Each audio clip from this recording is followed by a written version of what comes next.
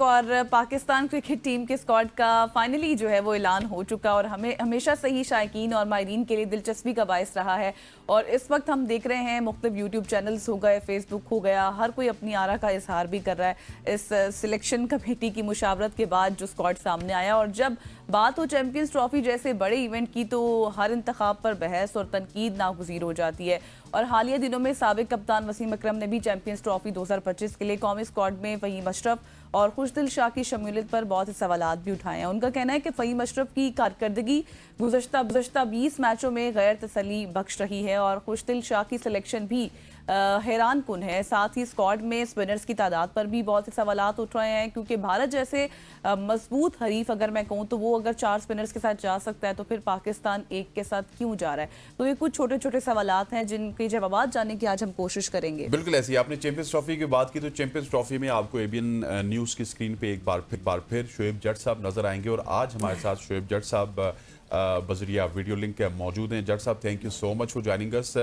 मैं वक्त ज़ाया किए बगैर सबसे पहले राना फ़हीम अशरफ के हवाले से सवाल करना चाहता हूँ। कौन सी जादू की छड़ी है राना फ़हीम अशरफ के पास कि वो डिस्कस भी नहीं हो रहे थे लेकिन आउट ऑफ राना फ़हीम अशरफ हमें चैंपियंस ट्रॉफी के स्क्वाड में भी नजर आ रहे हैं और वो अब हमें खेलते हुए भी नजर आएंगे। आप कहाँ पे रहते हैं मुझे बताना पसंद फरमाएंगे? सर ये इस्लामाबाद में, सर इस्लामाबाद में। इस्लामाबाद में। यही तो आपकी गलती है कि आप फूल नगर में नहीं रहते। वो फूल नगर जिसका पहला नाम भाई पेरो था। ये बताएं कि आपके कोई रिश्तेदार कौमी असम्बली, सूबाई असम्बली में है? नहीं सर, नहीं है तो तब भी तो शो कर रहा हूँ, नहीं तो मैं पाकिस्तान क्रिकेट बोर्ड में होता। नहीं, क्रिकेट बोर्ड में नहीं, क्रिकेट टीम में होते। अब पाकिस्तान क्रिकेट टीम जो है वो रिश्तेदारों के लिए है या फिर जो है वो अजीज और प्यारों के लिए है। जो मैरिट है उनके लिए दरवाजे बंद हो चुके हुए हैं। जो भी बाहर खड़ा होता है, क्रिकेट बोर्ड से बाहर खड़ा होता है तो वो मैरिट का नारा बुलंद करता है। उस नारे पे चढ़ के वो क्रिकेट बोर्ड के अंदर अपनी जगह हासिल करता है। जैसे ही उसको क्रिकेट बोर्ड की उस कुर्सी पे बिठाया जाता है तो वो अंधा भी हो जाता है, वो ब्लाइंड भी हो जाता है, डेफ भी हो जाता है, ना उसको सुनाई देता है ना दिखाई देता है, और जो उसके मुंह में जुबान होती है वो सब अच्छा का राग लाती है।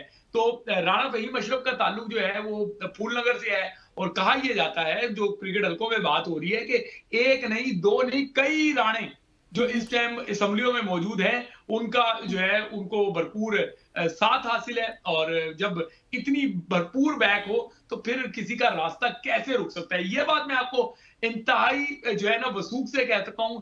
क्रिकेट बोर्ड की सिलेक्शन कमेटी आए और आकर अल्लाह को हाजिर नाज़िर जान के बताए कि क्या जिस दिन जो इन्होंने टीम का अनाउंसमेंट किया है, क्या उस दिन दोपहर से पहले तक राना फ़हीम अशरफ उनके प्लान में थे? क्योंकि जो क्रिकेट बोर्ड को इन्होंने चीजें दी थी उसमें तो राना फ़हीम अशरफ नहीं थे। फिर अचानक उस दिन जिस दिन मीटिंग हुई, जिस दिन टीम अनाउंस हुई, 12:30 बजे सर जोड़कर बैठा गया। पता नहीं कहां से कोई फोन आया था, कहां से कोई ऑर्डर आया था, क्या ऐसा हुआ था बंद कमरे में कि उसके बाद जो है वो सब सर हिलाते हुए बाहर निकले। बड़े साहब ने भी साइन किया, वो कहते हैं ना कुग्गी बिठाई, और उसके बाद टीम का अनाउंसमेंट कर दिया और राना फ़हीम अशरफ वारिद हो गए। अच्छा शुएब साहब, जैसे आपने एक बात की ना, जब इतनी स्ट्रॉन्ग बैक होगी तो फिर ऐसे ही नाम देखने को मिलेंगे।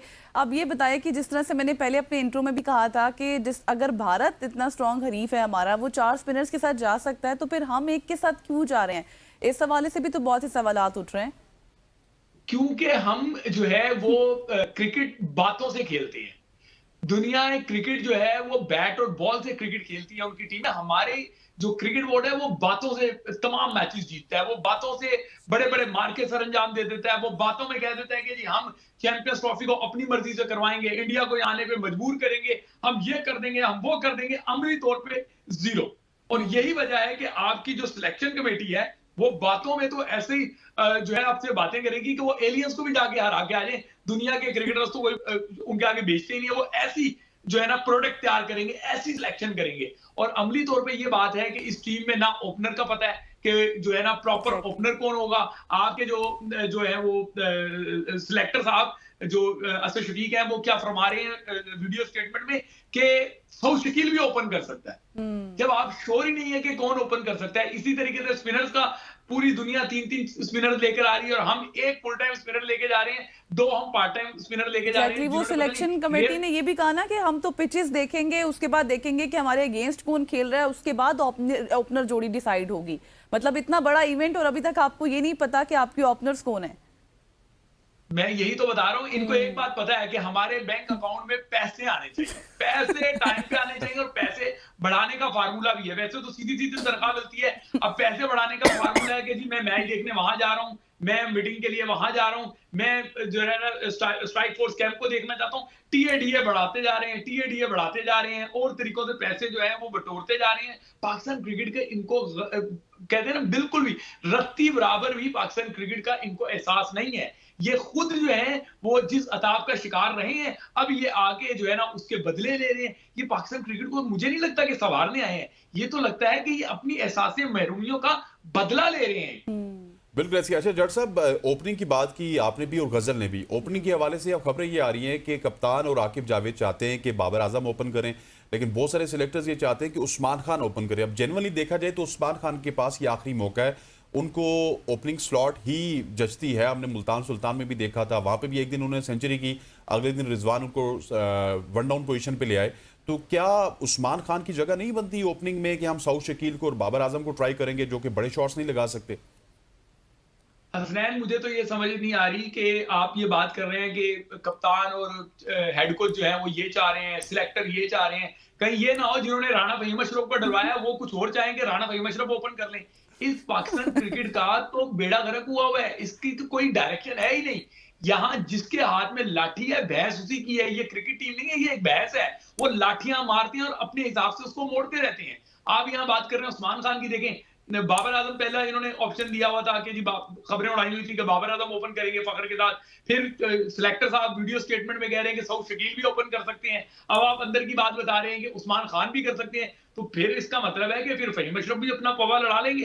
फिर वो कह देंगे कि जी नीचे मुझे रन नहीं बनते, क्योंकि दायरे में जो रन बन जाएंगे। बाकी तो उनकी वो वसीम अकरम ने बड़ा प्यारा जुमला कहा है कि आखिर उनके अगर मैचेस देखे 2 सालों के, तो जो है ना उनकी एवरेज जो है 9 की है, बॉलिंग एवरेज 100 की है। तो फिर वो कहेंगे भाई मुझे बैटिंग एवरेज 9 की जो है बढ़ानी है, तो मुझे आप जो है ना दायरे में बारी लेने भेजें। या तो भाई जिसकी पावर है उसका काम चलेगा। बिल्कुल ऐसी है जट साहब, लेकिन दो शख्सियात के साथ बहुत ही ज्यादा ज्यादती हुई है, एक आमिर जमाल के साथ और एक सुफियान मुकीम के साथ, क्योंकि दोनों का ताल्लुक शायद इस्लामाबाद रीजन से है। इस्लामाबाद रीजन इतना स्ट्रांग है नहीं, लाहौर रीजन बहुत ज्यादा स्ट्रांग है, वहां से जिसकी भी कॉल आती है उसको पिक कर लिया जाता है। लेकिन आमिर जमाल का क्या कसूर है, सुफियान मुकीम का क्या कसूर है? कम से कम उनको बताया तो जाए ना। देखिए इसमें मैं आमिर जमाल के साथ ये हमदर्दी का इजहार करूंगा, ऑल्दो कि अगर आप उसके व्हाइट बॉल के स्टैट्स देखेंगे बहुत ज्यादा उसका सपोर्ट नहीं कर रहे। ठीक है ना, वो ऑस्ट्रेलिया में परफॉर्मेंस के बाद उसकी वो नहीं थी बहुत ज्यादा उसके। लेकिन उनको जट साहब सॉरी टू कट यू, उनको उस तरह से यूटिलाइज भी नहीं किया गया ना। उनको बस वो क्या कहते थे जब मौका मिला बिल्कुल ऐसी है जैसे मीर अब्दा को जाया किया जाता है, वैसे इसको भी जाया किया जा रहा है। लेकिन बात समझे हसनैन, मुझे इसलिए आमिर जमाल के साथ हमदर्दी है कि उसको बता दिया गया, उसकी शर्ट का साइज जो होते हैं वो ले लिया गया, उसको बता दिया गया कि तुम खेल रहे हो। बकायदा सिलेक्टर ने फोन करके उसको कॉन्फ्रेंस में लिया। ये स्क्वाड ऐसे नहीं अनाउंस होता कि अचानक आपने कर दिया, सब एक दूसरे को बता देते हैं, एतमाद में लेते हैं। फिर उसको एतमाद में लेने के बाद आपने जो है ना उसको बाहर कर दिया। उसने अगर जो है ना विट्रियल वाली अपनी इंस्टाग्राम की पोस्ट लगा दी, फिर उस पर प्रेशर बिल्ड कर रहे हैं कि ये तुमने क्या किया। ठीक है ना, आप देखिए कौन नहीं कर रहा। क्या इमामुल हक ने ट्वीट नहीं किया? जिसका जरा भी चांस था और वो अगर स्क्वाड में नहीं आया तो सभी लिख रहे हैं, फिर आपको तकलीफ क्यों हो रही है? पाकिस्तान क्रिकेट की मैंने कहा ना कि ये इस टाइम पाकिस्तान क्रिकेट जो है ना वो किसी तौर पे भी दानिशमंदों या अकलमंदों या दूरअंदेशों के हाथ में नहीं है। ये वो बिल्कुल ऐसी है कि बंदर के हाथ में माचिस आ गई है, वो आग लगाता फिर रहा है हर जगह। तो पाकिस्तान क्रिकेट का अलमिया यही है कि हमारी क्रिकेट सही डायरेक्शन में नहीं जा रही। इस स्क्वाड के साथ अगर आप सेमीफाइनल में पहुंच जाएं तो वो आपके लिए ऐसे ही होगा कि आपने चैंपियंस ट्रॉफी का फाइनल जीत लिया। अच्छा जट साहब, इससे पहले बाबर आजम के हवाले से बात हो रही थी, तो क्या आप समझते हैं कि बाबर में इतनी सलाहियत है कि नंबर 3 से उनको छेड़ा जाए? और अगर बाबर ओपन में फेल हो जाते हैं तो फिर इसकी जिम्मेदारी कौन लेगा? पीसीबी लेगा, सिलेक्शन लेगी, या फिर बाबर आजम खुद लेंगे? देखिए बाबर आजम जो है वो बादशाह सलामत हैं, उनको तो कुछ भी नहीं कहा जा सकता। अगर वो पूरी चैंपियंस ट्रॉफी में हर मैच में 0 पे भी आउट हो तो कोई किसी की जरूरत नहीं है, किसी की इतनी औकात नहीं है, किसी की इतनी हैसियत नहीं है इस क्रिकेट बोर्ड में कि वो बादशाह सलामत को जाके कह दे। प्रॉब्लम जो है उनकी वजह से जो टीम पे प्रेशर आता है कि वो मिडिल ऑर्डर में होते हैं तो वहां रन नहीं कर पाते, वो ओपन जाते हैं तो वहां टीम पे बोझ बन जाते हैं कि टीम का स्ट्राइक जो है ना, स्ट्राइक रेट जो है वो स्लो हो जाता है, उसका स्कोरबोर्ड स्लो चलता है। बादशाह सलामत को कुछ नहीं होता। आप ये कहें कि उनका तो कोई कुछ नहीं कहेगा, बाकी किस जिम्मेदारों को ढूंढे। तो ये मैं आपको बता दूं कि चैंपियंस ट्रॉफी के बाद, अभी से आपको बता रहा हूं, आप लिख के रख ले, चैंपियंस ट्रॉफी के बाद कुछ लोगों की चेहरे तब्दील किए जाएंगे। कुछ लोग जो पिछले जो T20 वर्ल्ड कप हुआ था उसकी वजह से जो मंजर पसे मंजर चले गए थे, वो मंजरे आम पे आ जाएंगे। आई मीन वो फ्रंट रो पे चले जाएंगे, ये वाले बैक रो पे चले जाएंगे। ये पहले से स्ट्रेटजी तय है।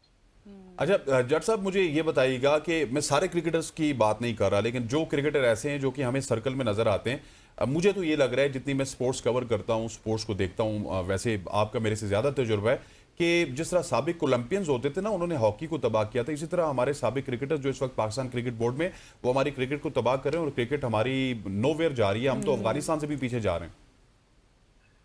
बिल्कुल आपने सही कहा, अफगानिस्तान से हम पीछे जाए ना जाए, लेकिन अफगानिस्तान हमसे बहुत आगे चला गया। हो सकता है हम वहीं पे खड़े हो, वही 1965 की जो है वो हम क्रिकेट खेल रहे हैं, हम वहीं पे खड़े हुए हैं, पत्थर के दौर की क्रिकेट में खड़े हैं। अफगानिस्तान आगे चला गया, उसको पता है कि मॉडर्न एरा की क्रिकेट क्या है। मैं आपको बता दूं कि अफगानिस्तान के स्क्वाड, आप जो है ना शुक्र अदा करें कि वो आपके कैंप में, मतलब आपके ग्रुप में नहीं है। अगर बांग्लादेश की जगह अफगानिस्तान आपके ग्रुप में होता तो आप यकीन करें वो मैच भी ना जीत पाते। बिल्कुल उसी तरीके से जिस तरीके से 2023 का जो वनडे वर्ल्ड कप था उसमें आप अफगानिस्तान से हारे थे ना, स्पिन ट्रैक की वजह से। इन ट्रैक्स में भी अफगानी जो है ना आपको मार मार के बुरा हाल कर देंगे, बल्ले से भी, और चकराती हुई चकमा देती हुई गेंदों से वो आपकी विकेट उड़ा देते। जी अच्छा जट साहब, थोड़ा सा मोहम्मद रिजवान के हवाले से भी बात कर लेते हैं। विकेट कीपर है, आपको लगता है एक तो उनकी परफॉर्मेंस के हवाले से आप कैसे देख रहे हैं उनको, और फिर सारा टीम को लेकर चलना साथ, आपको लगता है कि जीत की तरफ ले जा सकेंगे? और वो विकेट कीपर के अलावा कप्तान भी हैं और अपनी फरमाइश पे एक प्लेयर भी उन्होंने टीम में लाया है। यही तो मसला है कि फरमाइशें चल रही है, कोटा सिस्टम है। जैसे गजल कह देंगे जी ये 3 खबरें मेरे चलेंगी, आप कह देंगे कि जी 4 जो है प्रोग्राम्स मेरे चलेंगे, मैं आगे कहूंगा जी मैं आपके शो में आ रहा हूँ, एक गेस्ट मेरा भी आप बिठा ले। ये इसी तरीके से पकड़ दकड़ 11 तो बनाई हुई है इन्होंने पाकिस्तान की, कि दोस्तियां निभा लें, रिश्तेदारियां निभा लें, ताल्लुक निभा लें, अपना मुस्तकबिल बचा लें किसी खिलाड़ी को इंडक्ट करवा के। ये इसी तरीके से पाकिस्तान क्रिकेट चल रही है। यही 2023 में आपका हुआ, यही आपने 2024 में किया, और यही कहानी आप 2025 में रिपीट करने जा रहे हैं। तो जो 2023 में आप इबरत का निशान बने कि वहां अफगानिस्तान से हारे, 2024 में आप उससे अमेरिका से हारे, तो 2025 में मुझे ये डर है कि कहीं आप बांग्लादेश से ना हार जाए। न्यूजीलैंड और इंडिया तो है ही आपके लिए मुश्किल, कहीं आप बांग्लादेश से भी ना हार जाए। क्यों?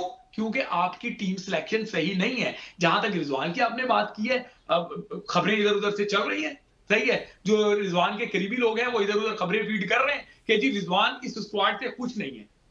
अगर एक कप्तान इस स्क्वाड से खुश नहीं है तो आए भाई, आए और आके बोले। आप तो वैसे ही बड़ा अच्छा बोलते हैं, तो आए और आके बोलेंगे जी मैं इससे मुतमईन नहीं हूं, अगर इस स्क्वाड के नतीजे अच्छे नहीं आए तो मैं जिम्मेदार नहीं होगा। आज आके बोले ना, क्यों नहीं बोल रहे? क्या जितने ये हमारे सीनियर हैं सिर्फ पैसे बढ़ाने के लिए स्टैंड लेते हैं? आपको याद होगा 2023 में जब ये कह रहे थे कि जी हमें आईसीसी की आमदन का शेयर दें, तो तब ये डट गए थे, ये कहते थे जो मर्जी हो जाए हमारे पैसे बढ़ाओ, ठीक है ना।